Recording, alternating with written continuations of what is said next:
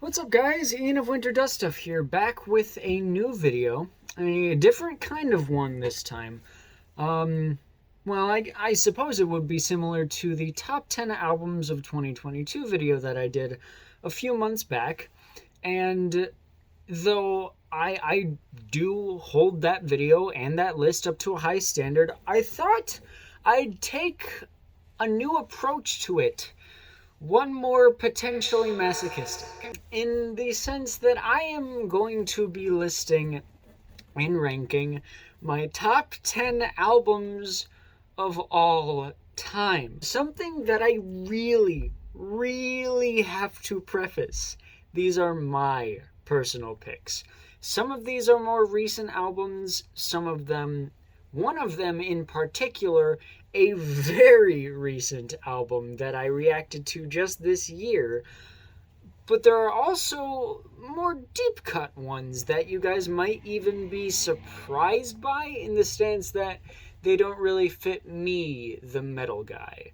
So I think we should get right into this thing. Now, before we officially go on with the album ranking, I do want to say that for this one, I have chosen 5 honorable mentions, and instead of breaking them up like I did before, I will be listing the honorable mentions, the first one at the very beginning of this video and the last one before the last track. So every 2 songs that I list of the regular list, I will list an honorable mention, so that you guys know all of the honorable mentions before going on to the, best 2 albums that I personally have ever heard. So I think, really, we should just get into this, because I'm kind of excited for you guys to hear my thoughts on this. So I think album 1 on the honorable mentions list, or rather rank 5, has to be Council of the Dead by Famous Last Words. There's something about this album that's really stuck with me ever since I first listened to it, and I really can't explain why. I think it could be a mix of the story, the overall sound, the meaning behind everything, the way the tracks fuse and blend together so cleanly and nicely, even though some of them are a lot heavier or softer than the others, like the dichotomy of Killing Zone and My Life Before My Eyes. 2 completely different songs stylistically, but they work in this album because they're taken from different points of view of the characters in the different songs and the stories within them. And that's the other thing. This is a concept album, and it is a very clean and precise and in-your-face concept. The concept of what is life after death, and what is the meaning of our lives when we die? What is there when we die? What do we take away from that, and what do we leave behind when we die? It's a very fascinating album, and Famous Last Words is a band that I have pretty much listened to religiously since I first found them. I want to say about 2014 when this album first dropped, and I've been a fan ever since. So yeah, that is my number 5 pick in the honorable mentions. Now, onto the full list.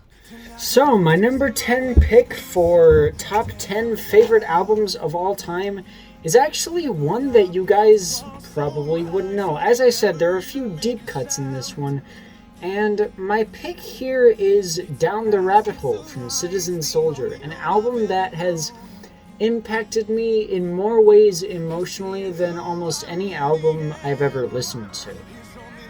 Citizen Soldier is a band that focuses their songs based off of suicidal thoughts, depression, anxiety, mental health, physical abuse.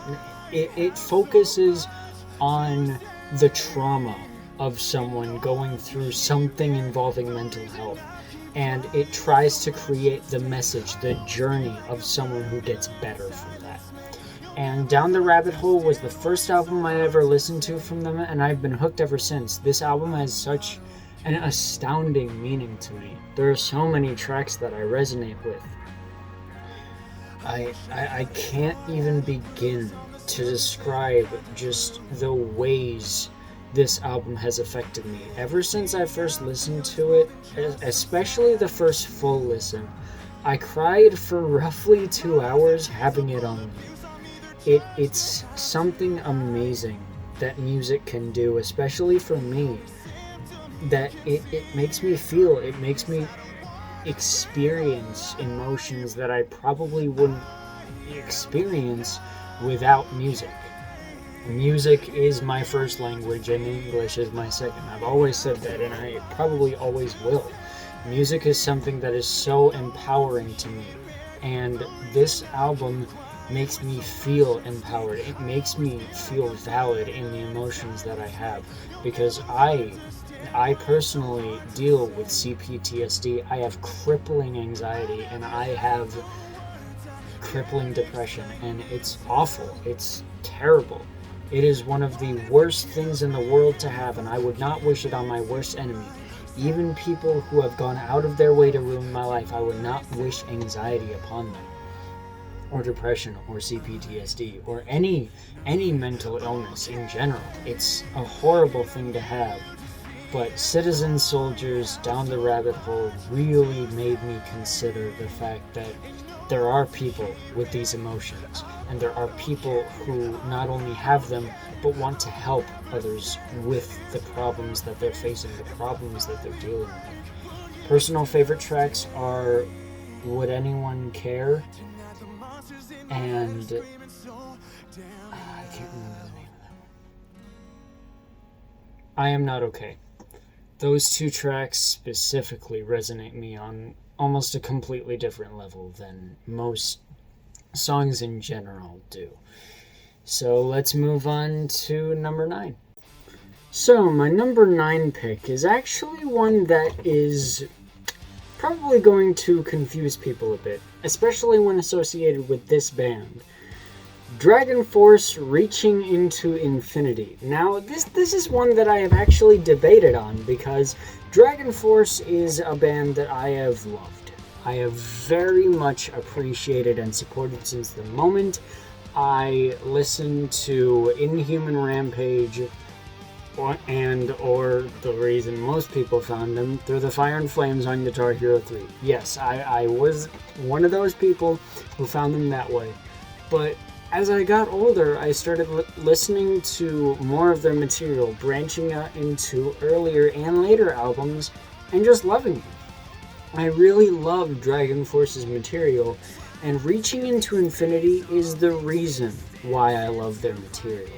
Because Reaching into Infinity takes everything from Inhuman Rampage, does it better, and adds onto it, my personal opinion. Everything about this album exudes professionalism in their work and evolution in their work. Because I do want to come out and really say this. Mark Hudson is better than ZP Third. Absolutely, and there is no question about it. Mark Hudson is a better vocalist, a healthier vocalist, and a more diverse vocalist than ZP Third.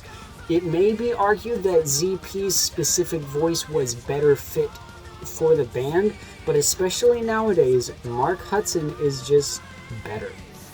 And this album really showcases just how good he is, especially as a member of the band, and what he can make them as a cohesive unit. This song in this album really make you feel like Mark belongs here. He makes a lot of DragonForce's sound nowadays. And this album is where he really cemented himself, because when he came in with Power Within, he asserted himself as the vocalist for the band, but a lot of people didn't exactly accept that. Then the next album, Maximum Overload, was where he really said, yep, I'm in the band, I'm here to stay, and a lot of people did accept that. Reaching into Infinity was where he really cemented himself as the frontman and said, I'm here and I'm here to stay, and you're going to accept that. And people did with this album. If I'm correct, this is still one of DragonForce's highest ranking albums.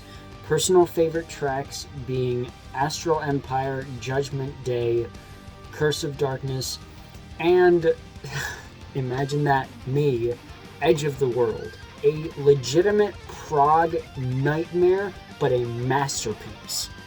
And it introduces an element that DragonForce really didn't dabble with too much, with death growl vocals in the bridge breakdown sections of the song. And it really gave the album a sense of urgency and grittiness that was very much needed, I think, for a DragonForce song, because a lot of people say that DragonForce music all sounds the same, or is all the same genre, and they have the same guitar riffs with the same melodies, with the same complex solos. But Edge of the World specifically told those people, yeah, you're fucking wrong. So, I love this album. I really do. It's absolutely one of my favorites of all time, and I will listen to it on repeat all the way through for hours on end, because it is just a fun journey the whole way through. So let's get to honorable mention number 4. Can an album be under and overrated all at once? Well, I think that opinion is one I share with honorable mention number 4, Grace by Jeff Buckley. The only studio album he ever recorded, and it is by far one of the most interesting collective pieces of music I've ever bared witness to.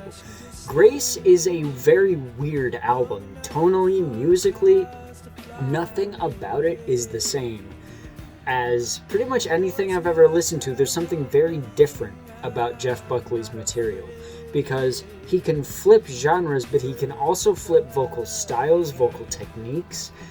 Grace is not just the album, but the song that is in this album, called Grace, is one of the most harrowing pieces of music I've ever listened to.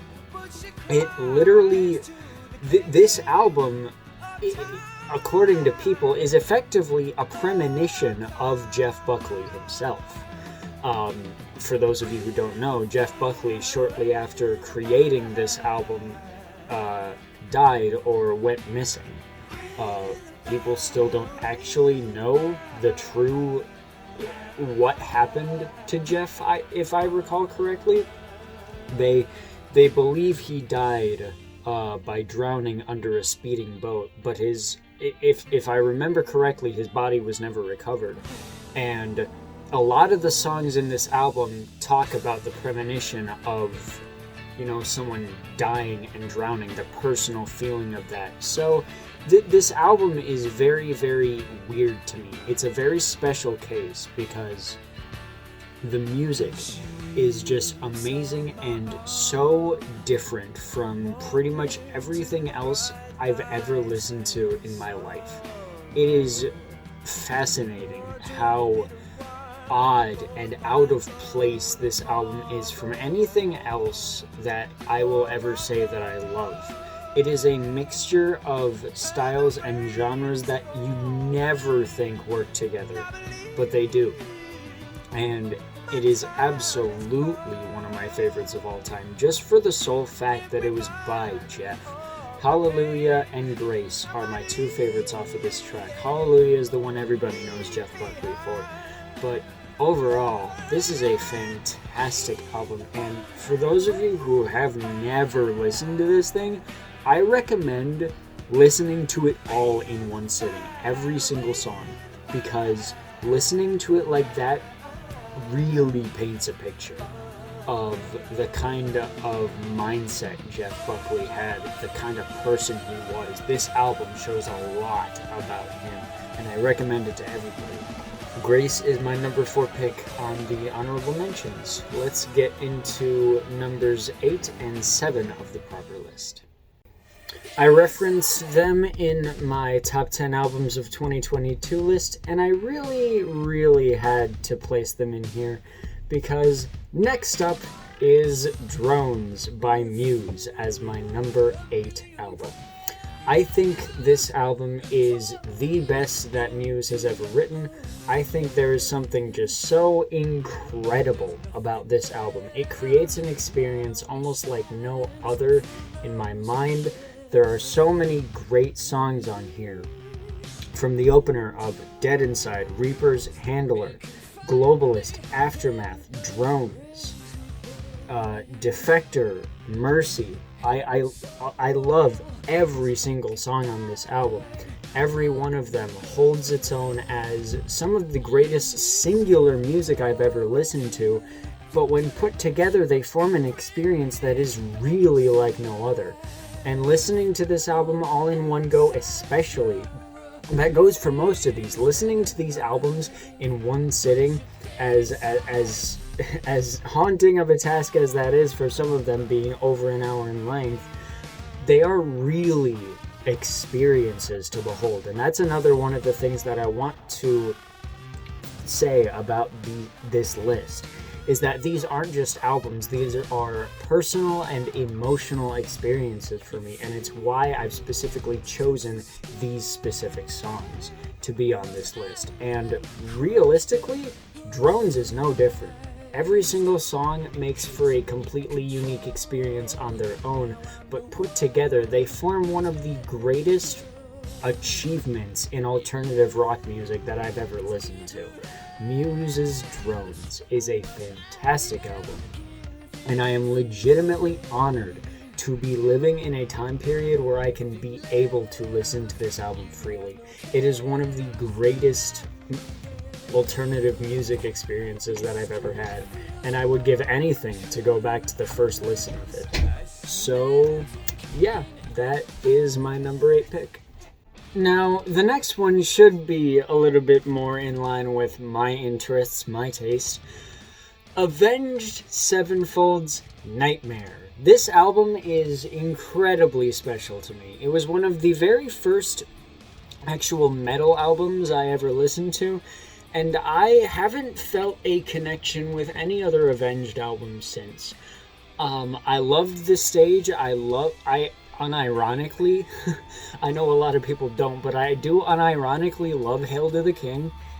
I love Sounds of the Seven Trumpets, City of Evil, the self-title, but there was something about Nightmare that just struck me as having a very different sound. And now listening to Life is But a Dream so many years later, I can firmly say that Nightmare is my favorite one.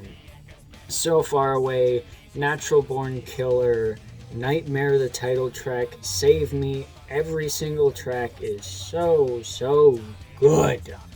Matt Shadow's voice is on full display here. He's an absolute legend. The drum work, the guitars, even the bass stands out so much. Every single part of the group, every single person in the group put in 110% and even more in most cases. This is an album that I think will go down in history because it's just that good for me. I think this will stay in my top 10 list for a very, very long time, if not for the rest of my life. This album will always have a special place in my heart, and I really don't know what else would take it. So yeah, this is my number 7 placement. And now we come to honorable mention number 3. As I said, some of these albums are older material, some of them are relatively new, and some of them, like this little gem, are very new. Pain Remains from Lorna Shore is number 3 in the honorable mentions. I love this album. I can absolutely tell you that despite what my Spotify says and what I have said about Nate Wants to Battle's Scrap Heap, I have listened to this album more times than any album in 2022. And potentially even this year. I have listened to this album so religiously, and I really can't get enough of it. From Austin Archie's drumming, to Adam D'Amico's soaring guitars, to Will Ramos as the powerhouse, unequivocal king of goblins as he is, and I say that knowing that there will be people who dispute me on that, he is, in my opinion, Will Ramos, the ultimate metal vocalist. He can do everything. He can do the gutturals and the growls, he can do the highs and the fries, he can do the noises, and he can fucking sing. This man literally can do everything in the Metal Trick book and even more. He is the perfect vocalist for any band, and Lorna Shore are so lucky, so unbearably lucky to have him. And every single song on this album just tells a very, very complete story, putting it all together, along with my second favorite trilogy in all of music, the Pain Remains trilogy, second only to the Drugs trilogy because of personal reasons. This is an album that is a masterclass in its field. It's one of my favorites of all time, and I mean that so genuinely. I will never forget my first listen to the Pain Remains trilogy. I will never forget my first listen to any song on here, especially as I reacted to most of them. I love this album. Everything about it exudes mastery and perfectionism and professionalism. Everything is so wonderfully mixed and mastered together. It's powerful, it's punchy, it's emotional, it's gut-churning. It is astounding just how much the members of Lorna Shore and the production team were able to pack in here. And huge, huge props to Josh Schroeder for being able to be the producer on this thing. That man has some amazing skill, and what he did to make this album what it is also deserves recognition. But yeah, that's definitely my number 3 pick on the honorable mentions. Next up is on this chaotic list is another one from last year, and it is my number 1 of last year, Scrap Heap by NateWantsToBattle. As I said, Nate is an artist who has influenced me far above and beyond most bands or artists I think ever will. He influenced my musical journey in a time where I really didn't think there was anything good to be had in a musical journey. I really don't think that I would be alive today without Nate's music, and that is a legitimate statement. And I think there's just so much to love about this album. Really, there's a lot to go through. Every single one of these tracks is influential in their own way, and as I've said throughout this video, every single one of them as a collective unit tells a very, very different story than they do as individual songs.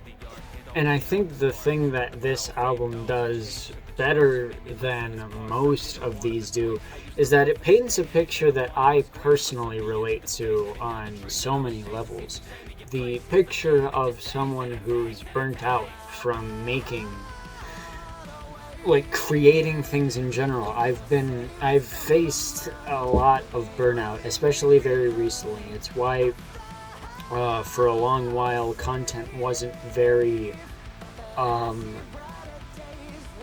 consistent. I was putting things out left and right, and I didn't think about what that would do to the algorithm. I didn't think about what that would do to me personally. I just wanted to get the content out to do the content, but that's just not the way to do it. And this album is a testament to how doing too much can really just screw you over. It can make you feel extremely awful just inside. And it's one of my favorite albums because of that, because it's so relatable. But it's also a quite an experience if you haven't listened to it going into it, which I really recommend to anyone here. So yeah, that is my number 6 pick. Speaking of an album where a creator is dealt with the masses, dealt with the pressures of online media, the pressures of creativity Heart of an Artist from Iris/DA Games, not officially under the Iris label yet. This is an album that came at an opportune, perfect time for me. I love this album with all of my heart. Every one of the 12 tracks, technically 11 because the beginning and ending tracks are pretty much one song.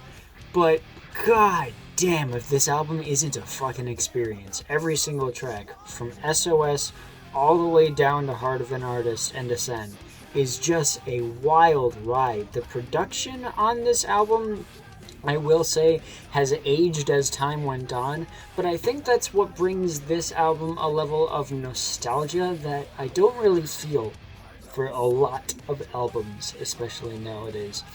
I think there is so much heart, I guess, put into this album. There is so much care and there is so much precision put into it, especially because it was made during a time where Will, the creator's EQ, wasn't exactly up to par with everything else, so he made sure to put all that he could into his skill in this. All of his skill into the effort and the production, and I think it worked out beautifully. And considering this is being recorded the end of June, I cannot wait for Resurrection this winter. I guarantee Resurrection, well, almost guarantee that Resurrection will take the place of this one, and if not, I will be pleasantly or unpleasantly but surprised, because this album has just stuck with me for so many years, and I really can't wait to see what Resurrection brings. But yeah, this is my number 5 pick. Backpedaling a bit to the honorable mentions, we are back at number 2.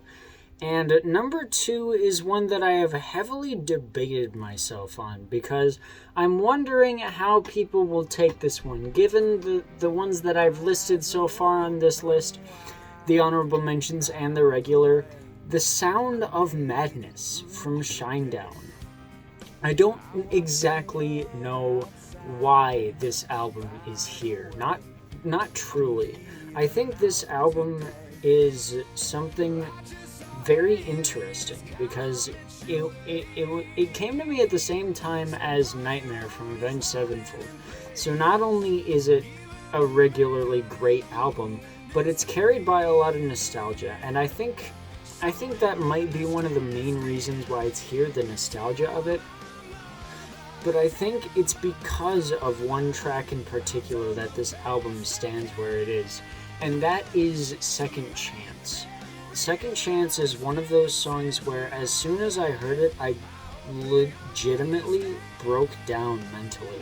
The song is one of the few that I can ever list that legitimately changed the way I look at music. It's one of those songs where unless you were in my headspace, you'll never know how it affected me. And I only think it's because of that I put this album on here, because Second Chance is just such a deeply powerful, moving, emotional song. It's one of those songs where I will cherish until the end of my days, because it literally changed me. Although I will definitely say that the rest of this album is fantastic. Sound of Madness in general is just a great album. Shinedown put, again, as I've stated with several of these albums, they put over 110% into this album, making it the best it could possibly be. So I suppose that's why it's number 2 in my honorable mentions. When you look at me as a person, what do you guys see? Because a lot of people say they see me as like the metal reactor guy or the mashup reactor guy. But I think of myself as someone who, through trial and tribulation, has been broken and is currently fixing themselves. And what better album to represent this in my music taste than Inside from Bo Burnham? This is the deepest cut out of any of the albums on this list, and it's very clear to see why. Inside was an experience all on its own, and the special that followed it was astronomical in my personal experience throughout the pandemic. Without this thing, I would be gone. I would be dead. I would be 6 feet under, because these songs, this special, the entirety of Inside from Bo really, really helped me out. It helped me in a place where I felt I wasn't understood. It helped me in a place where I felt I wasn't good enough to continue on. And this album assured me that even the people who have it the best in their regular lives could be impacted by something like this, like the pandemic, the way Inside did. I don't really have much else to say about this, otherwise I would go into facets of my life that I really don't, that would take up probably another whole video. So I'm just going to leave it at that. But for those of you who have not listened to Inside in its entirety or watched Inside, first of all, where the hell have you been on this internet? And two, you should absolutely go do it, because it is an experience that you need to have on your own. Otherwise, you will not be able to directly empathize as much as a lot of people do with Bo Burnham in this experience. And that's why it is my number 4 pick. And now we come to the top 3 along with honorable mention 1. And what could better be placed than Dear Agony from Breaking Benjamin? This used to be my favorite album of all time. I originally began this list with the consideration that this would be number 1, but as you can see, it's clearly not. But I will definitely say that this is my most listened to album ever. I have listened to this album probably far more times than I could possibly count. I've spent more hours combing over this album with every fiber of my being.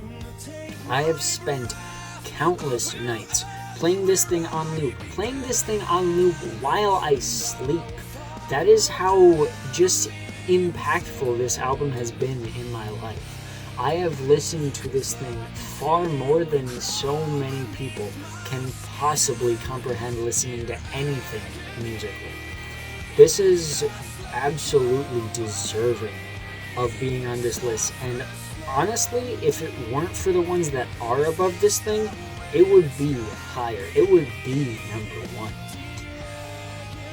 Benjamin Burnley is one of the most fascinating vocalists I've ever listened to. His writing, his composition, the band as a whole put everything into this album, and I cannot commend them enough. It is my favorite musical experience that I have ever had in my entire life, and that is no exaggeration, that is no hyperbole. This is my this is my subjective favorite album, but the others have their places on this list for their own reasons. But Dear Agony from Breaking Benjamin is my number 3 spot. And now, one last honorable mention before we get to the last 2 on this list, and it is Vengar and the Defenders of the Damned from Lone Wolf Music. I had a very tough time choosing between this album and Lover and a Fighter from Lone Wolf Music and or Sammy, but god fucking damn, the amount of precision and perfectionism and effort that was put into this album, the artwork, the mastering, the designs of the tracks, the structures, the melodies, everything, the genres, the features, every single thing on this album is musical and artistic perfection. The only thing that this album needs is to have real instruments. Otherwise, I would say this is one of the only examples, besides the next 2 albums that are coming up, and Dear Agony, that I can think of that is legitimately perfect musically. I think this is a extremely special album, and anyone anywhere who has not heard it should listen, because not only is this album based off of a real experience, it also tries to tell a story of its own. This album is a concept album based off of real life events, and that makes it all the more unique, because it's not often that people take a legitimately harrowing and devastating traumatic event in their life and paint it not only in the light of a concept album, but create a fictional lens on top of it.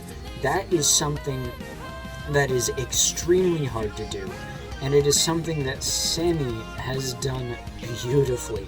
I have reacted to this album on the channel. Either go watch that or go watch the original album from Sammy, because there is something, in my opinion, genuinely heartwarming about this album. It fills you with such euphoria, and that's why I love it. This album makes you go through so many emotions in the span of an hour and 15 minutes. Although that may be a turnoff for some people, hour and 15 minutes of a 12-track album.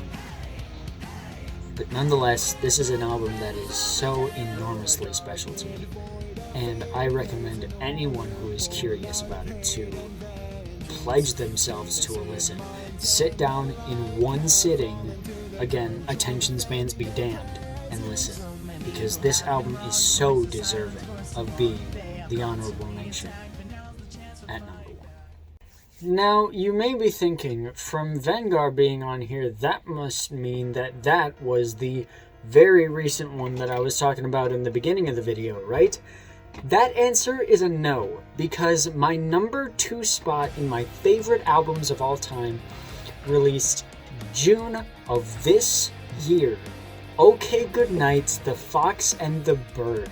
I think that this album is so indescribably special. I have no idea what it is exactly that I can't pinpoint what exactly is so fantastic and awe-inspiring about this album, but that it is. Every single track is exceptional in their own way. The vocals, the guitar work, the drum lines, the synths, the additional sounds that didn't need to be added, vocal effects, vocal precision, vocal mastering, instrumentals and tuning, everything about this album, the concept is just so indescribably perfect, in my opinion. It is another one of those songs and albums where it is quite literally musical perfection, in my opinion. This may be my autistic brain saying that I need to hyper focus on this, but god damn it, I will not stand to see this thing go under my number 3 slot. I think this is a prime example of an album and a band as a whole that does not get the attention that they deserve, because every single thing they create, and this album is no exception, is musical perfection at its finest, at its most fine-tuned. There was something so amazing about the way this album came together, about the way everything regarding this project came together. And I know that Martine left the band, and that will be something to go across, that will be an obstacle for the band in later projects, but I swear to God, this album is one of my favorites of all time, damn near my favorite. But there is one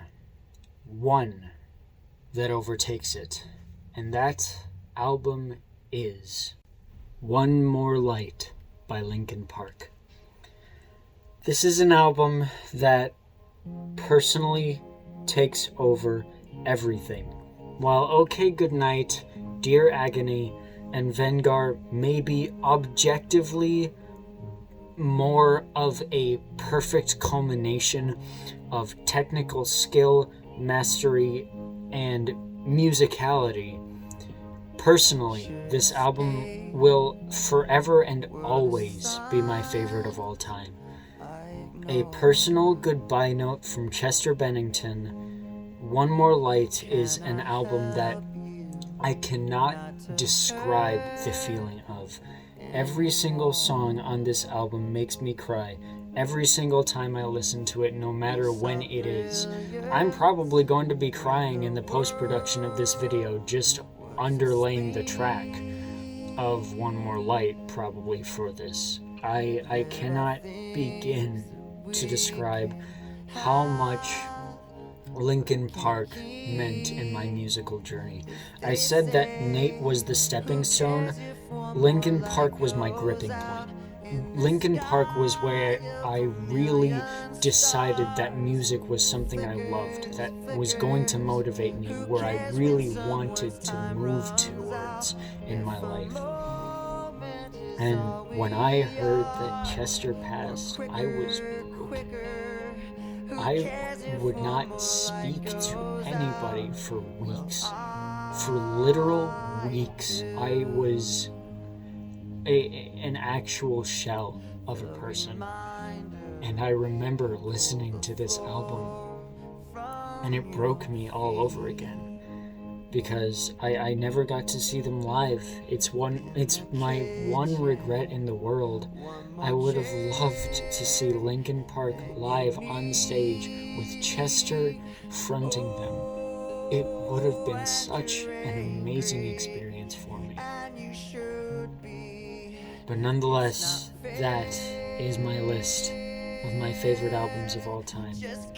One More Light is my favorite.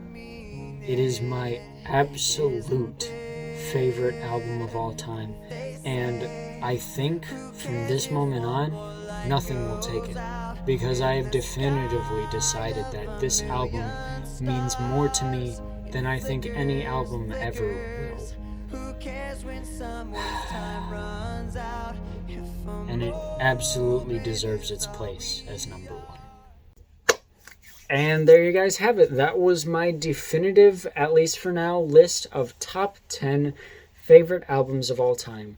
This was really interesting to go through because, as I said, some of these are some very deep cuts for me that I didn't think would make it on the list. I honestly didn't think a lot of these would make it on the list, but narrowing it down to my personal interests, my thoughts, my beliefs, and my values as a person, I think these are the best songs to exemplify me as a person, and a creator and a musician, and even like as a writer. These songs and albums mean so much to me. And as I said with the 2022 list, if you haven't seen or heard any of the songs on this list, any of the albums, please, I implore you to check every single one of them out.